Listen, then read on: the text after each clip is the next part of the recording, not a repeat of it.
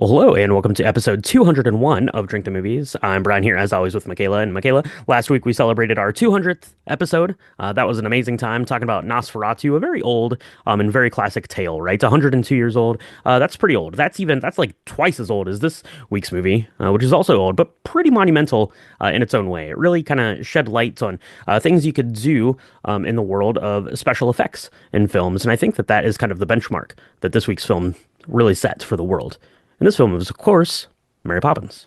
It is Mary Poppins. I'm actually surprised when we were putting together the calendar. I was surprised we hadn't covered this, and I realized that it's because I got it mixed up with Sound of Music, which we did about a year ago around this time. Mm-hmm. And so, not to be confused with that Julie Andrews classic.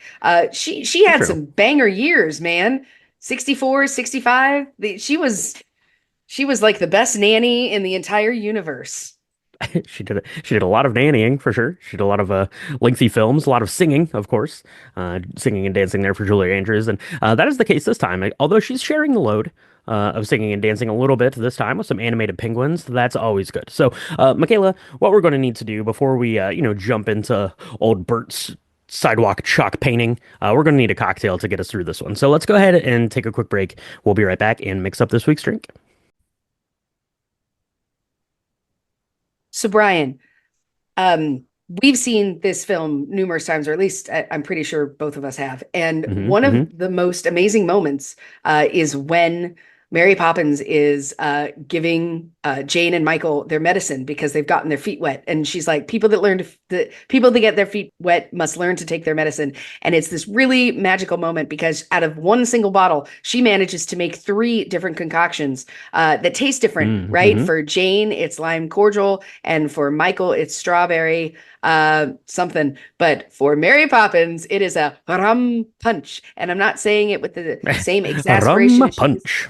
There you go. Yeah, you She gotta loves gotta it. lean I into love that it. that rolling R, yeah. I can't roll an R. I speak Spanish and I can't roll an R. What's wrong with me? Anyway, but this inspired me. I was like, we've got to do a rum punch for this movie because of this moment. And we looked around. The best one that I saw that just seemed also the simplest because they can get very complicated. We found on liquor.com. Imagine that. Yeah, liquor.com always does a good job of bringing these classic cocktails to light and giving you a pretty straightforward recipe. Yeah, and you scour the web, there's about 15 million different rum punch recipes. Every like restaurant, tiki bar, I don't know, place that you go probably has their own kind of house recipe on a rum punch because the rules are pretty loose here when it comes to Right. this. Basically, you need rum and you need some sort of like like citrus island like islandy flavored fruits, and you are good to go here in your rum punch. Yeah, so I've seen some really cool recipes for like a ginger rum punch or even like a cinnamon clovey rum punch. Ones where they like infuse. You could infuse, you could add orgeat if you wanted to make it a little bit of a creamier kind of a texture in your glass. But this one is pretty simple. It is pretty straightforward, and a lot of these things, Michaela, are things that we hold on hand pretty much all the time, including the pineapple juice, which is something we've talked about a little bit before in some Patreon hangouts and some of our lobby bars and stuff. But we're both big fans of getting little cans of pineapple juice. You can always make up a rum punch, if you get your feet wet. Yeah, at the horse races, you're inclined to do from time to time. So let's go ahead and throw together this version of the rum punch, and then I want to know what you thought about this one, Michaela. So into a shaker tin goes 1 1/4 ounces of light rum, 1 1/4 ounces of dark rum, 2 ounces of the aforementioned pineapple juice, 1 ounce of orange juice, freshly squeezed, please, or I won't tell anyone if you don't, 3/4 of an ounce of lime juice, and a half an ounce of grenadine. Go ahead and shake that up with your ice, and then you can strain it into like traditionally it's like a big like one of those like tulip kind of rum punch kind of glasses, like a hurricane style of glass. Mm. You could do that, or certainly just into like a like a pint glass or whatever with some ice. Throw some maraschino cherries in there for a little bit of added color and a tasty treat at the bottom of your drink. Sip and enjoy. Enjoy your island time. Do they have rum punch really in London? I would They drink one do. all the time if it was dark and rainy out there like that. Well, it was 1910, so it wasn't like the Dark Ages, but it was probably something as simple as this, right? It was probably like a pineapple juice, maybe orange, some lime. I mean, it wasn't going to be this like 37 ingredient thing, because they probably just didn't have all of that stuff on hand, even in 1910 as an Englishman, Yeah. right? With Edward on the throne, it's the Lord of Men. I'll stop singing. Anyway, I loved this drink. Let me tell you a couple things that I really thought were made it especially special. The light and dark rum. Um, Look, if you're not a rum connoisseur, and I'm not really a rum connoisseur, but I love the mix because the dark rum gives this like almost like a caramel sweetness to it. It's to me much more syrupy. The light rum gives you the Bacardi almost like island feel. I don't really know how to explain it any better than that. Hmm. But I really love them together because you get both of that like lusciousness and that mouthfeel will with like the headiness of the rum itself. Hmm. Now it's worth saying the light and dark rum, they don't have to be super high proof. In fact, I really recommend not doing that. Because you're going to want to drink a few of these and you're going to want to stand afterwards. So word of the wise, just regular like 40 is fine. You don't need to be doing this barrel strength sailor strength business. I really liked this. I thought it was simple. Even though it has quite a few ingredients, it was very simple to make. And you were absolutely correct. In the key to having this stuff on hand is to buy the little bottles or the little cans rather than the big stuff because it makes it super easy to put something super fun like this together real fast. Yeah, that's true. Yeah, don't use any Navy strength rum unless you have turned your house into a naval vessel. I Right. guess to help the neighborhood keep time, maybe you need to do that then. But yeah, this one's pretty straightforward and it's pretty delicious. It's going to be a really good one to keep in mind. You know, once the weather breaks and it's not 12 degrees outside, we can go back to something warmer, and this is going to be perfect for that. And you know, of course, who doesn't love some rum punch? So there you go. So Michaela, let's go ahead and mix up another one of these, and we'll be right back to. I just want to hang out with the animated penguin is what I really want to do. So that's what we're going to do. Take a quick break, and we'll be right back to chat about this week's film, Mary Poppins. Oh, it's you. Hello. Number 17 cherry tree line, you say? All right, come along with me. This here's cherry tree line. Nice little spot, you might say. Number 17's just down a bit. Spoiler warning for Mary Poppins, the original, the best one, the one from 1964, the one that's 80 years old, 60 years old, 61 years old this year. Oh my gosh, it's amazing. We're gonna talk about all the things. So, we're gonna talk about the penguins. We're gonna talk about the end. We're gonna talk about some of the secrets of how they did some of this stuff back in 1964, tricks of the trade. So Mm-hmm. it's going to be a really good time. If you have not seen it and you don't want us to spoil it, now is your moment. Take a pause, go make yourself a rum punch, go watch Mary Poppins, bring some tissues because it's, well, I guess if you're me, bring your tissues because it's amazing. And then come back and we can chat about all things Mary Poppins. That's true. That's true. I think there was only ever one Mary Poppins. I think the other ones were like sequels and things. So we'll talk about that for sure. And you have had plenty of time to see Mary Poppins. If you were a kid growing up, anytime from the time that this came out until the time Michaela and I were kids, you almost certainly saw it. But this, as Michaela mentioned, was released in 1964. It was directed by Robert Stevenson, and it stars Dick Van Dyke as Bert the painter slash chimney sweep slash jack of all trades about town. David Tomlinson plays Mr. Banks, and his wife, Mrs. Banks, is played by Glynis Johns. Jane and Michael, the mischievous, nanny frustrating children, are played by Karen Dotrice and Matthew Garber, and the magical umbrella wielding nanny, Mary Poppins, is played by none other than Julie Andrews. So, Michaela, this was based off a series of books by P.L. Travers, and you can watch one of the, it's not really a sequel. It's kind of a movie about the making of. Like what is it like Saving Mr. Banks? There you can learn a little bit more about the trials and tribulations that P.L. Travers had with the Walt Disney Company in getting this made. That's kind of an interesting story all to itself. And another interesting story, Michaela, is this movie pretty widely held as one of the best, nominated for 13 Academy Awards, including Best Picture. It didn't win that one, but it did win five of those 13. Best Special Effects, Best Original Song for Chim Chim Tree, which is the best song in the film. There you have it. Musical Score, Film Editing, and Best Actress for Julie Andrews. Yeah. Uh, It's interesting. I can't believe that what didn't win for best costume. We're going to talk about that. I don't Mm-hmm. because that's amazing or best, I mean, we got to talk about the design. There's a whole thing about this and it opens up so beautifully. Now, we're going to not go through scene by scene on this which I kind of want to do, but we're not going to because it would be longer than the actual film. But basically, this story is of the Banks family. Um, we've got Mr. Banks, Mrs. Banks, right? Hmm. Mr. Banks is a banker in 1910. He's very he's all about I think you have order to be a and banker like if your name is Mr. Banks on his side. Mr. Banks, right? Yeah, good point. His wife is like part of the suffragist movement. Am I saying that right? Yeah. I love her so much. She's a bit of a dingbat, but we love her because the very first song is her singing about how we adore men individually, but we agree that as a group they're rather stupid. Anyway, I love her.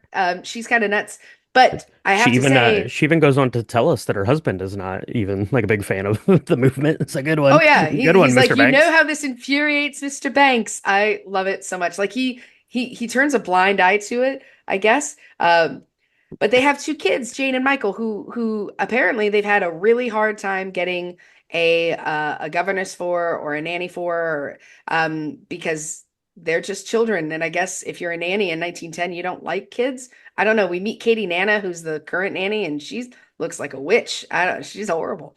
Um, but there's this whole thing about, who's going to take care of the nanny. And what I love about this story is that all of this seems to have happened before. And we know that because of Bert. And Bert is kind of this really amazing character that I want to talk about in depth, but he's kind of this chimney sweep singing dance man who is the man of jack of all trades, master of none. He's out there making a living, doing whatever he can. And so we see him throughout the film.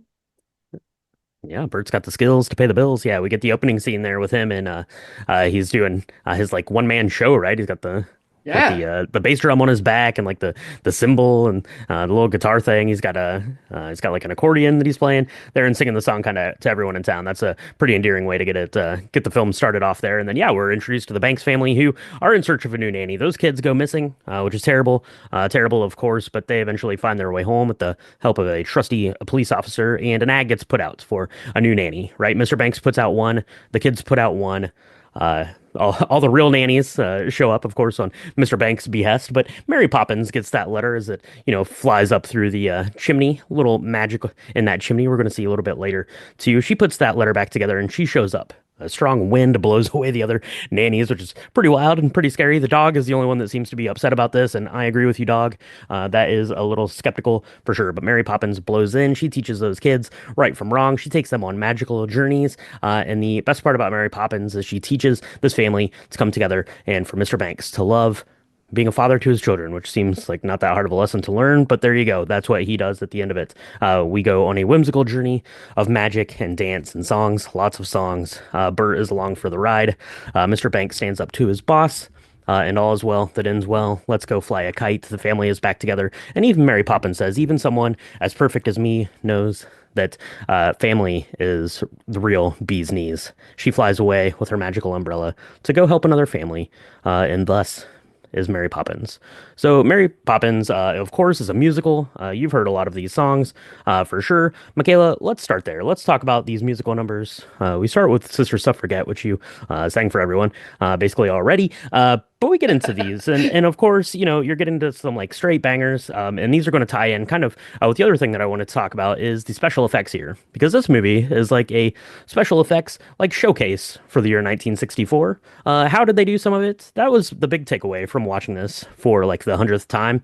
Now this time is I'm like I'm just going to watch all of these things and see how they do that. Some of them you can kind of pick out, but some of them are very crafty in the way they handle things. But first, let's talk about music. Ah, music. So, Chim Chimichurri, as you know, won best song. That's It's it. Yep. interesting. it's interesting to me because I love that song. I don't know if it's the best. There's so many 100% is ones the best. that are well, everybody loves supercalifragilisticexpialidocious. I Thumbs am a down. big fan of Stay Awake, where she's trying to get them to sleep, Oh, and so that one's she nice. does that That one's by nice. That one's telling them to beautiful. Yeah. stay up. It's a song I still sing to my kiddo when he's not feeling well. I think that there's no bad song. Um, Yeah, there is. oh yeah, tell me, is it Step in Time? You hated Step in Time, No, that one's which okay. I love to laugh. It's fun for like the first 10 seconds. That song is way too long. That song, it goes oh, on and on and on. the Like more I laugh. Sorry. I'd even like blocked that out of my mind. Like I forgot about that whole like stretch of the movie, and I'm like, oh yeah, it's because this stretch is pretty lame. And partially the movie has itself to blame here, in my estimation at least, because it sets up with like the best, most fun part of the movie, and then you're still only like halfway through the movie, so then it like takes this dive into this song. I'm like, nah, bored, done with this. Let's go back to the Dancing Penguins, where we had Right, supercalifragilistic. Let's get back there. right, right. I don't know. I think every song is a classic in and of to itself, right? Like, um, and of course, at the end, you've got this really sweeping moment of "Let's Go Fly a Kite." Some of the sadder, more like somber songs towards the end, where you've got "Feed the Birds." I remember watching that and as a kid and crying and not knowing why I was crying. Mm, hmm Because it's just this really beautiful kind of Michaela heart watched this swell. this week and cried and couldn't figure out why she was crying either. On a side 100%. note. Oh, I know why I cried. I know why I cried, and we'll talk about it. But like, even when Mr. Banks is having the conversation with Bert, and I think it's interesting because we talk about how Mary Poppins was there to save save this family and save Mr. Banks, but it's Bert Hmm that has this conversation with him that's like, hey, you've got to grind, grind, grind at that grindstone. I don't know what that song is called because it's like hmm not on a soundtrack, but that piece where he's singing to him about how the years that you have with your kid with your children are very short, and they will then go, and it will be you and this bank that you care so much about and these tuppence, and that piece kind of translates at the end to this "Let's Go Fly a Kite" number, which brings out hope and beauty, and just this idea that like everything's going to be okay somehow. Like at the time, hmm Mr. Banks doesn't have a job anymore because he got fired from the bank, but he doesn't really care, and it's all going to be fine. He mended this kite for his kids, and everybody's out singing "Let's Go Fly a Kite." It's such a rousing number. I don't know. It's hard not to think that that one was the one that should have won and not Chim Chim Tree, but I can be in the minority there. Yeah, for sure. Because Chim Chim Tree is a better song. It plays its theme throughout the entire film. It does a good job of using that song to play into the storytelling of Bert. Like the film starts with it basically. It's a riff on it. It's not the actual song, but Right. that plays through a bunch of times. Michaela, just you talking right there, it brings up a really good question in my own mind. We're going to get to the special effects here in just a minute, but Mary Poppins is kind of interpretive. Like there are a bunch of like weird like theories about Mary Poppins, and you bring up a really good point, Michaela. Of course, Mary Poppins, brings the family together, but Bert is the one who really imposes this lesson on Mr. Banks, right? Bert is there when they go into the picture. He is there when they sing, all of these songs. When the kids get everything that they take away throughout the film, it's really Bert. It's not really Mary Poppins necessarily. So is Mary Poppins just a figment of these kids' imagination? Is it really Bert? Is Bert the real hero of Mary Poppins? Ooh, it's a good question. I will say, so this time I watched it, right? And we talked about like she's a nanny, whatever. They never discuss pay once they get to the point where because Mr. Banks is really confused because the list that she has of like requirements are all the lists from her kids Hmm letter that he threw away, and he is so sure that he threw it away he doesn't even really think about or listen to anything she has to say. But they get to the point where they're talking about salary and how long she's going to work, and all of that just seems to go away because she's got to go upstairs and see the children. And when you do the math on this, a week passes, and that's exactly what she says to him. She says, "I'll give you 1 week, and I will know by then." And I think hmm that it's interesting. she does all these crazy things. We got to talk about the special effects, but she does all these crazy things. And the kids talk about it. And then she denies all of this stuff. She's like, you didn't see that. And she's not rude about it, but she's like, how dare you say that I was in a horse race? I would never have done that. Come on. There's no way, right? Mhm. So who really knows? But Bert sees Mary Poppins. Bert knows who she is. And I think they play a really interesting tag team duo. I've never really understood it as a kid that Bert always knew who she was and that she was magical. He knew when she was Mhm. coming in because he could feel the wind change. He knew when she was leaving, and he even says, "Don't stay away too long." And he says, "This happens, this I feel what's to happen all happened before." So maybe he's like an earthly angel and she's this weird, like esoteric, magical beast thing that comes and does it, but they can't do it without each other because you were right. Who knows what would happen if Bert, as a man, didn't have that conversation because she had a conversation with him before and he was like, nah, That's I true. don't know. Yeah, that's true. Uh, uh, yeah, for sure. And one of my favorite parts about Mary Poppins is that Mary Poppins basically just like gaslights every time Mr. Banks is trying to like tell her something. She's like, "Yeah, no, I'm not listening to you. What did you say? Oh, you said you should take the kids. Is that what you said?" And he's like, "What? No, I didn't say that. Did I say that?" I love that. I love that a lot. And then Mary Poppins is only going to be there working for a week, and she needs like a day off. What are you talking about? And the day that she takes off just happens to be the day that Bert, imposes this lesson. Come on now, that seems suspicious to me. So let's talk about the special effects, Michaela, because this is where, like the more like groundbreaking breaking bits of the film Yeah. are for sure. I don't know.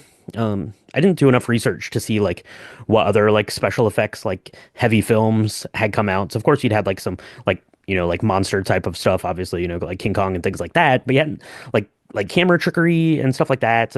Watching it now, having just been to Disneyland, you can totally see like all of like the Disneyland like aesthetic of all these things. So that's kind of fun to see. But there are a couple of big ones that I'll make mention of, and then I'll let you talk about kind of some of your favorite special effects. We can have a little bit of conversation about that. But there are two big ones. Obviously, the implementation of like the animation when they jump into the picture, right, and they're there and they're kind of in this animated wonderland. You have like the dancing penguins, you have like the horse race and stuff like that. That was the big one. I think the other like big one that really like was like head scratching for people, at least back in like 1964 and as kids, is when she first gets to the house and she's like pulling all the stuff out of her carpet bag, right? She pulls like the big like coat rack and like a big like potted plant and stuff out of there, and you have like Michael like crawling around like under the table like while she's doing it. So that's kind of a neat effect there. So shed some light, Michaela, if you will, your thoughts about those or any other special effects in the film that really stood out to you or that you want to talk about.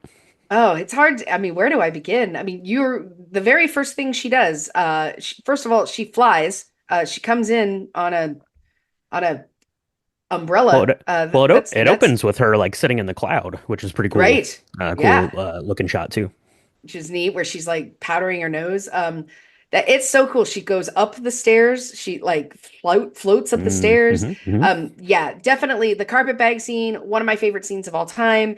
I had to go look and see how they did it. Now that I see how they did it, I'm even more amazed because it looks really good. I mean, this film is 60 some odd years old now, and Looks it pretty good. still looks amazing. Hmm. Um, I love that she's so cheeky. There's the scene where they're cleaning up the nursery.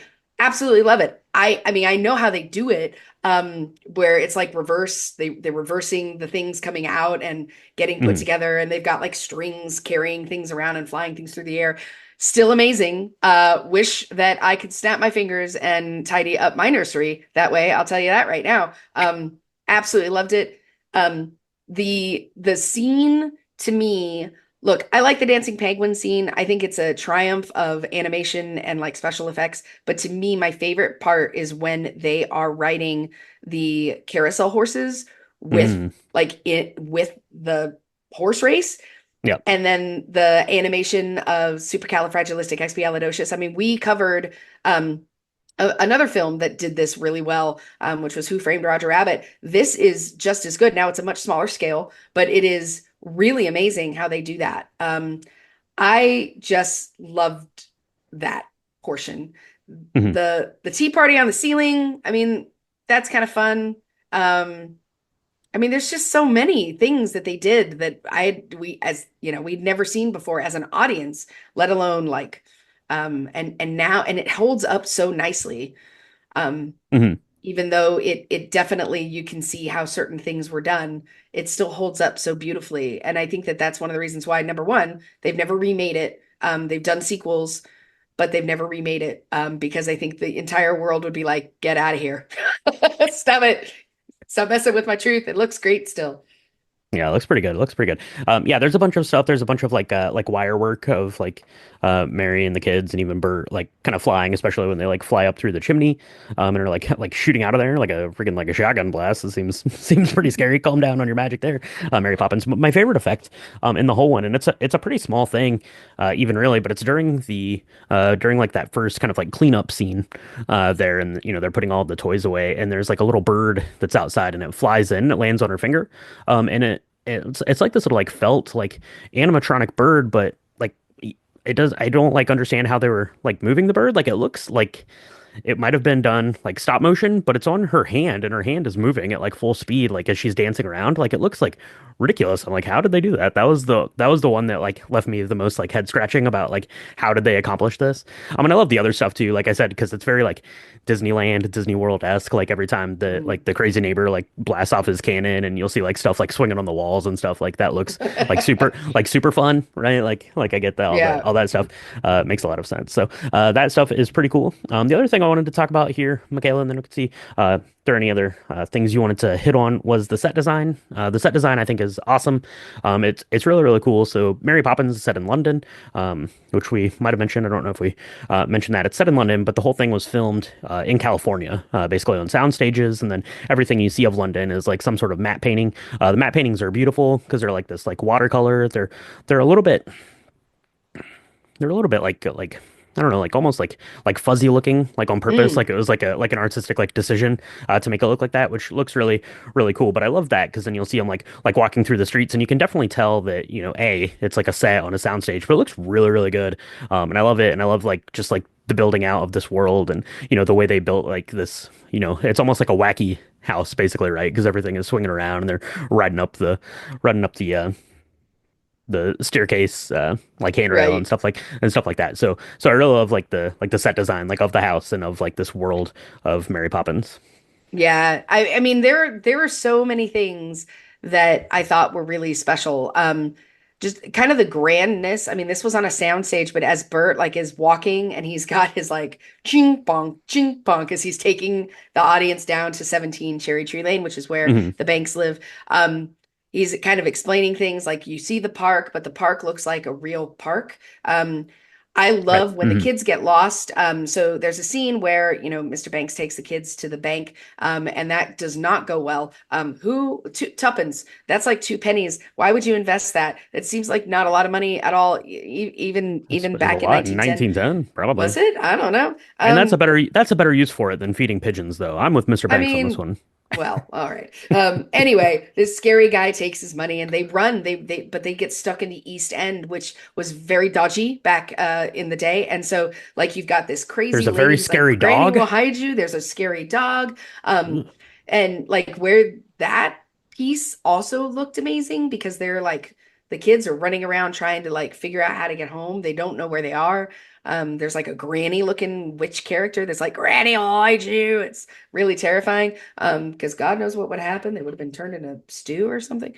Anyway, but no, the set design is amazing. I mean, it's all amazing. The set that they had to create for where when they were on their jolly holiday in the painting, like the backdraft, the back mat of that was awesome. But I Hmm. want to Hmm. talk a little bit. You mentioned the kind of the painting of this classic look at what London was supposed to be like in 1910. It is very sentimental to me. Every time I think about London, I think about the opening sequence of all of these chimney tops and Hmm. the domed kind of towers that are supposed to be prevalent. It's not just one, there's a bunch out there as you're looking over the Thames. And one thing that struck me this viewing was that the smoke moves. So it's animated, it's drawn, but it's also like live because I mean, I don't know how they made the smoke look as realistic as they did and had it move over like in an overlay somehow of and have it work out so perfectly where it looks like it's coming out of the chimneys. I just thought that that was so beautiful. And I love how it begins that way and it ends that way. So almost coming full circle, which is always really nice and gives you a really good feeling at the end of a film. Yeah, Kind of for she sure. comes the same way she leaves, sort of thing. Yeah, and kind of like the exterior of London. I mean, obviously it's, going to be a little bit more photorealistic because this is a film, but it's not so different than the way like London was imagined to look in like the animated film Peter Pan, which came out, I guess, like about 10 years prior to this, potentially. Yeah. Does that sound about right? Yeah. So that's pretty interesting. I love you mentioned kind of going into the like sketch portrait. I think my favorite part about that is basically Bert's like, "Hey kids, you go down around the corner so I can go on a date with Mary Poppins." I think it's my favorite part of the whole movie. Oh, can we talk about one thing though? Okay. I was watching this and I did not want to be that person, but I'm going to be that person. Oh, What I find oh, good. interesting is he's saying it's such a beautiful holiday with you, Mary, because you're so lovely and this is so great. And Hmm. she's like, "Oh, Bert, like you Oh, don't press your advantage. You never think like yeah, forbearance is the hallmark of your creed. I mean, a lady oh my needn't gosh. fear when you are near. What is she saying? I mean, Yeah. holy moly, what were She's we trying to programmed say to she's think? trying to say he's a gentleman. Okay, okay. I mean, wow. I I mean, mean, okay, all right. I mean, I I guess yes, I but why is the bar there? Why is that the I bar? don't Like, know. I needn't fear for my life or the sanctity of my body around you, Bert. Thanks. It's such a jolly holiday with you. It just seemed, I don't know. Again, I'm being that person. I mean, in fairness, you have like uh Mr. Banks, who is basically the same person as like Henry Higgins, except he's like a doofus. And that was like the same year, right? 1964. He's like, I'm a man of my own domain. Can't listen, can't listen to women. And in times like these, a British man, Right. is in charge of his own accords and all this stuff. I do like his kind of opening song there, where he's going like minute by minute of like his day, like At after he gets home 6:01, from work I at marched 6:01. through I my door. I have my cocktail in hand and I stand at the fireplace and think about how great I am or something. I don't Oh, know. Pretty epic stuff. Epic stuff. we gotta talk about the costumes though, because the first time I recognized that the costumes were amazing in this viewing, especially, was in that scene when he comes in and they give him his coat jacket, his smoking jacket with his slippers. Oh Hmm. my God, it's the most beautiful smoking jacket I've ever seen. It's like this red velour that's like cross-stitched. It is so beautiful. And I'm so glad that they've redigitized Mary Hmm. Poppins so that we can Hmm. see like everything.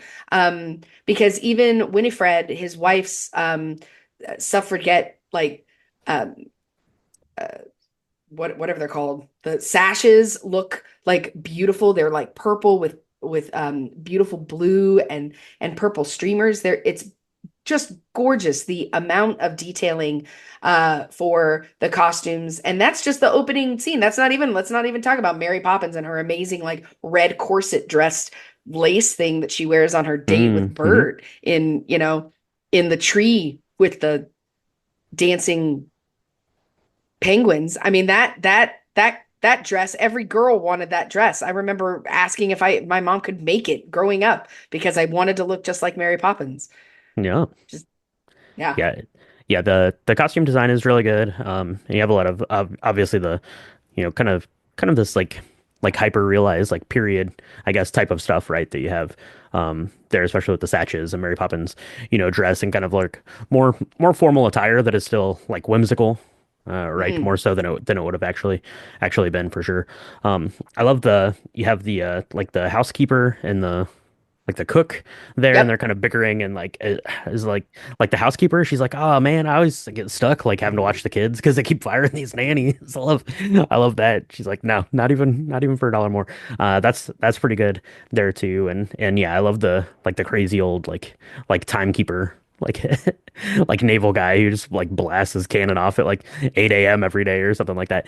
Even have like in the like when Mary Poppins like first gets there, right? And you have all the nannies that are like waiting outside to get in and they're like lined Yeah. up and it's like 7:59. He's like, nope, I said 8 o'clock. I don't do anything. until I intend to do it. Which really speaks, to Mr. Banks there on Mr. Banks' behalf. But he does see the light of day at the end of this. So, Michaela, what about from your end? Anything else we need to talk about Mary Poppins wise? I know this is one of your all-time favorites.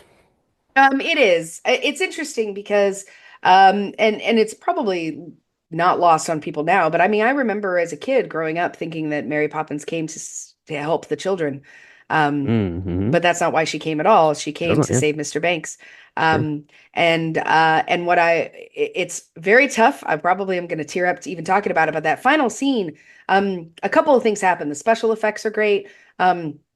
She is watching Mr. Banks and Winifred and their two kids sing "Let's Go Fly a Kite," and they're running down the street together to go fly a kite in the park. And she's watching from afar. And 5 minutes before this, the kids are in tears. They're like, "You won't leave, Mary Poppins," because she's packing up all her stuff and putting everything back in her ginormous carpet bag. It's like the first TARDIS. It's bigger on the inside. And Mm-hmm. they're Hmm. like, "You won't leave," and she's like, "Nope, nope. Go on. Your dad's calling you." And as soon as Mr. Banks has like the mended kite and he's like, let's go do this, they forget all about her. And she is like watching them go live. And you can tell she's really sad. And again, just like you mentioned with the bird and the kind of the cleaning up scene at the beginning, there's this like animatronic bottom of her umbrella that's like Umbrella, talking to yeah. her. And that's really great because the tongue is moving, like the Oh tongue on yeah. the inside of the The beak. I don't know tongue's how they kind of did it. weird looking, to be It honest. is, it It's is. kind of But I mean, in a realistic way, but she won't let sentimentality get in the way of her thinking because she's practically perfect, but she really does love the kids. And she's really sad to see them go. And what I find interesting is Jane had asked earlier, "Don't you love us?" And she says, "What would happen to me if I loved all the children?" And yet she does. And it's so beautiful because it's the hardest thing, but she just reaches up and lets the wind take her away. It's so great. But she's not there for them as much as she loves them. She's there to restore the heart of Mr. Banks. And I think that that's mm, pretty awesome. that is pretty good. That's pretty good. I do like the handle of the umbrella. He's like throwing shade. He's like, man, those kids pretty much jerks, right? Didn't even say Yep. goodbye. They I didn't love even that. say goodbye. He's like, oh, pipe down, you Yeah. umbrella. She's like, She's when you're as like, that's perfect as quite me, enough. when you're as perfect as me, no one can quite live up to those standards. And I mean, I don't disagree, Mary Poppins. So, Fun fact, so it was after this, like right after shooting this film that she went to Austria to shoot Sound of Music. And that mm, was a very long thing. But she taught apparently all the Von Trapp children supercalifragilisticexpialidocious, and they thought she it was something she had just made up, and it was oh, nuts. And she was crazy or whatever. And so when the movie came out, they were all like really excited because they had learned that first from uh from the original Mary Poppins. So I thought that was really cool. Um well, there you go. it's kind of a fun fact, but yeah. Um just an amazing film. If you've not seen it, I'm sorry. I hope we didn't spoil it for you. We did tell you there were warnings here, but you should go look at it. They've done some really interesting sequels. Yeah, they have. Yeah, and it's definitely worth your time to go see it if you haven't seen it. I assume that anyone listening to this has probably seen Mary Poppins or pretty familiar with it. But yeah, there were a couple of things, right? So there was the sequel that they made. It came out in 2018, Mary Poppins Returns, which I guess is set like 25 years after this original telling, right? And that stars.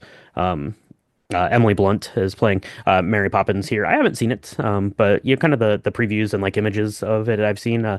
Emily Blunt seems to be a very good kind of stand-in here for Julie Andrews in this retelling. I don't know much else about the film there beyond that. And then there was the other film, Saving Mr. Banks, which is more of a behind the scenes kind of thing about looking, at how the film came to be, which is kind of interesting.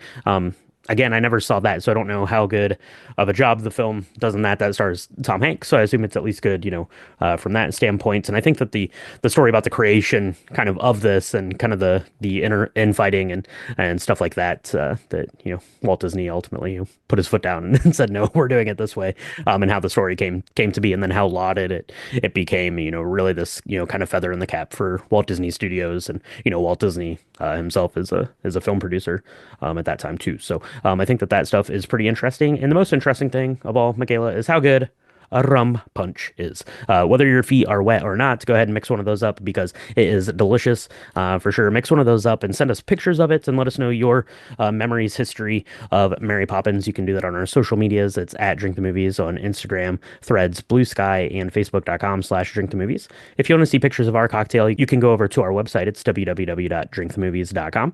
We have episode recaps, pictures of the cocktails, links to Drink the Video Games, links to the merchandise shop, links to the Patreon. All that stuff is over there. And you're going to want to make sure you check out Patreon because we've got our hangouts coming this week. We've got bonus episodes, all that stuff. Patreon.com/Drink the Movies. So, Michaela, we've talked about Mary Poppins now. We've talked about Nosferatu. We're going to be talking about some more, Oscar, wins and near misses and some other fun stuff, coming up over the next couple of weeks. Maybe even stuff like new stuff for Oscars. Hard to say, but people are going to want to make sure they're following along for that ride. Where can they do that?